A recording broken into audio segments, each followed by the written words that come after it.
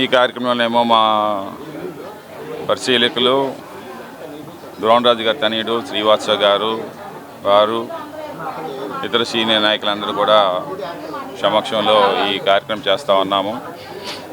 మంచి స్పందన వస్తూ ఉంది. ప్రజలు డిసైడ్ అయిపోయారు ఏ పార్టీకి ఓటు వేయాలనేది. దాంట్లో అత్యధిక శాతం సుమారు 75% 80% ఏమో జగన్మోహన్ రెడ్డి గారికి గుద్దాలని చెప్పేసి ఓటు గుద్దాలని చెప్పేసి మంచి మనసుతో ఎదురు చూస్తూ ఉన్నారు. ఆ బాబు మాకు పెట్టాడు, మేము తిన్నాము, మేము చేస్తాం, ఆ బాబు రుణం తీర్చుకుంటాం. ఇదే మాట ప్రతి దగ్గర కూడా. విశాఖపట్నం దక్షిణ నియోజకవర్గంలో పాత నియోజకవర్గం, పాత సిటీ, ఓల్డ్ సిటీ. దీంట్లో మ్యాక్సిమంగా పూర్ పీపుల్ ఎక్కువ ఉంటారన్నమాట.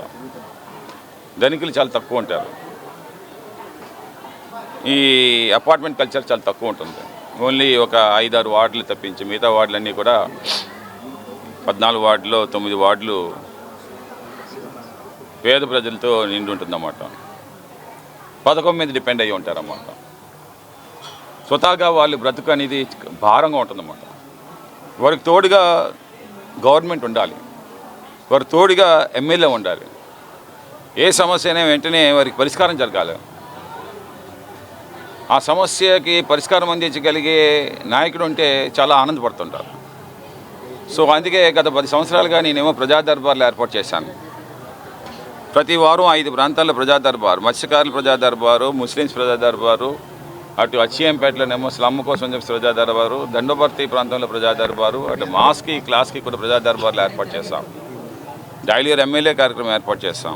పేషెంట్స్ హౌస్ విజిట్స్ వెళ్ళి వాళ్ళకి ధన సహాయం అందించాం.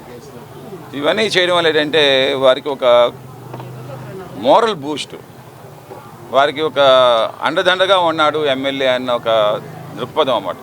సో దాని మూలాన ఏంటంటే ఈరోజు వాటి ఆశీర్వాదమో ఈరోజు ఓటు రూపంలోనే వస్తూ ఉందన్నమాట. సో తప్పకుండా జగన్మోహన్ రెడ్డి గారు 175 నియోజకవర్గాలు గెలుచుకుంటారు. గవర్నమెంట్ ఫామ్ చేస్తాము. 25 ఎంపీలు 25 కూడా కొడతామన్నమాట. అది మేమేమో పూర్తి విశ్వాసంగా ఉన్నాం. ఎందుకంటే ఎన్ని కుయంతులు పనినా కానీ, ఎంత కొలీజివ్ పాలిటిక్స్ చేసినా కానీ, అటు జనసేన అని, తెలుగుదేశము, బీజేపీ స్వతహాగా పోటీ చేయలేని పరిస్థితుల్లో వాళ్ళు ఉన్నారు. అంటే ఆల్రెడీ వాళ్ళేమో డిసైడ్ అయిపోయారు, మేము గెలవము జగన్మోహన్ రెడ్డి గారితో. జగన్మోహన్ రెడ్డి గారి నాయకత్వం చాలా స్ట్రాంగ్గా ఉంది ఈ రాష్ట్రంలోని. సింగిల్గా వెళ్తే డిపాజిట్లు రావు. అందుకనేమో పవన్ కళ్యాణ్ తోటి అటేమో నేను అడుగుతాను పవన్ కళ్యాణ్ని, సింగిల్గా పోటీ చేసి ఒక సీట్ తెచ్చుకోండి, మీరు కనీసం మీ సీటు మీరైనా గెలుచుకోండి. చేయలేరు. అలాగే బీజేపీ కూడా. బీజేపీకి ఇక్కడ అసలు స్థానం లేదు. ఆ బీజేపీకి ఏమో ఏం చేసింది అంటేనేమో ఆంధ్ర రాష్ట్రాన్ని నాశనం చేసింది. 2 ముక్కలు చేసిన దాంట్లో ఉంది. రెండోది అన్న ఏదైతే స్పెషల్ స్టాటస్ ఇవన్నీ కూడా ఇవ్వలేదు. అయినా కానీ అలాంటి పార్టీతోనేమో మళ్ళీ పొత్తు పెట్టుకున్న పవన్ కళ్యాణ్, తెలుగుదేశం అధినేత చంద్రబాబు నాయుడు ఏమి సమాధానం చెప్తారు ప్రజలకి అని చెప్పి మేమైతే ప్రశ్నిస్తాం అన్నమాట. సో అలాంటి కుటిల రాజకీయాలు ప్రజలు గమనిస్తూ ఉన్నారు. జగన్మోహన్ రెడ్డి గారికి అత్యధిక మెజార్టీలు ఇస్తారని చెప్పి నేను తెలియజేసుకుంటాను. ఇక్కడ విశాఖ దక్షిణ నియోజకవర్గంలో 35వ వార్డులో ఏదైతే వైఎస్ఆర్సీపీ ఎలక్షన్ క్యాంపెయినింగ్ అనేది స్టార్ట్ చేసి మన అభ్యర్థి ప్రస్తుత ఎమ్మెల్యే వాసుపల్లి గణేష్ కుమార్ గారిని మరొకసారి గెలిపించుకోవడం కోసం ఇక్కడ వార్డు నాయకులందరూ కనకరెడ్డి గారి ఏదైతే వార్డు అధ్యక్షులు ఉన్నారో ఆయన నాయకత్వంలో ఇతర పెద్దలందరూ కూడా కలిసి ఇక్కడ మొత్తం 3 రోజులుగా డోర్ టు డోర్ అనేది చేస్తున్నారు. నిజంగా అశేష స్పందన వస్తుంది. ప్రతి ఒక్కరు కూడా పథకాలు తీసుకున్న వాళ్ళు, అలాగే ముందు నుంచి జగన్మోహన్ రెడ్డి గారి మీద అభిమానం ఉన్నవాళ్ళు, అలాగే ఏదైతే ప్రీతమ దివంగత నేత రాజశేఖర రెడ్డి గారి మీద అభిమానం ఉన్నవాళ్ళు అందరూ కూడా మేము వైసీపీకి ఓటు వేస్తామని చెప్పేసి చెప్తున్నారు.